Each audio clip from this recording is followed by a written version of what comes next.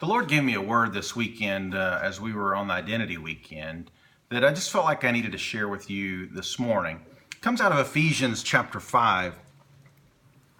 It says, "For you," this is verse 8, "For you were once darkness, but now you are light in the Lord.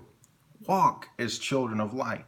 For the fruit of the Spirit is in all goodness, righteousness, and truth, finding out what is acceptable to the Lord. And have no fellowship with the unfruitful works of darkness, but rather expose them. For it is shameful even to speak of those things which are done by them in secret. But all things that are exposed are made manifest by the light. For whatever makes manifest is light." So here he tells them, he said, you were once darkness. He doesn't say you were once in darkness. He says, you were once darkness. That used to be your identity. You were full of sin. You were full of the world. You were full of self. But then you encountered Jesus and you went from darkness to light. You're not in the light, you are light. That is your identity. Those are powerful words right there. But he says you are light.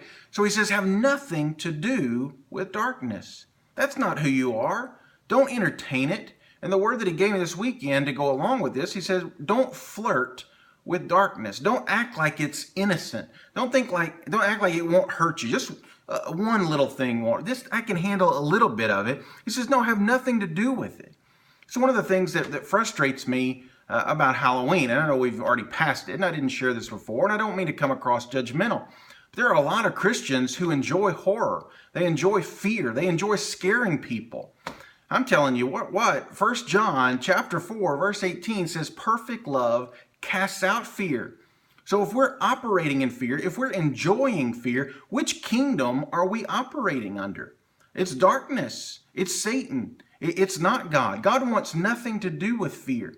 So I don't want to focus on that too much, but my point is we're to have nothing to do with darkness. That's not who we are anymore. We are light. And he says that if there is some darkness in us, we need to expose it. We need to bring it into the light so that it can become light. It can be manifest from darkness to light. So today, there's a few verses here I wanted to remind you of.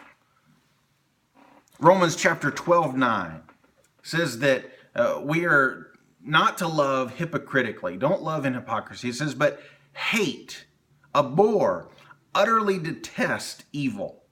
Don't flirt with it. Don't pretend like it's okay. Hate it. Detest it with all of your being. Psalm 97:10 says, you who love the Lord, hate evil. Hate it. It's not something to be toyed with. If we would begin to see sin as poison instead of pleasure, we might not be as quick to jump into it. If we realized that it was destroying us, it was destroying our family, our children, our marriages, our churches, then we might begin to back off of it.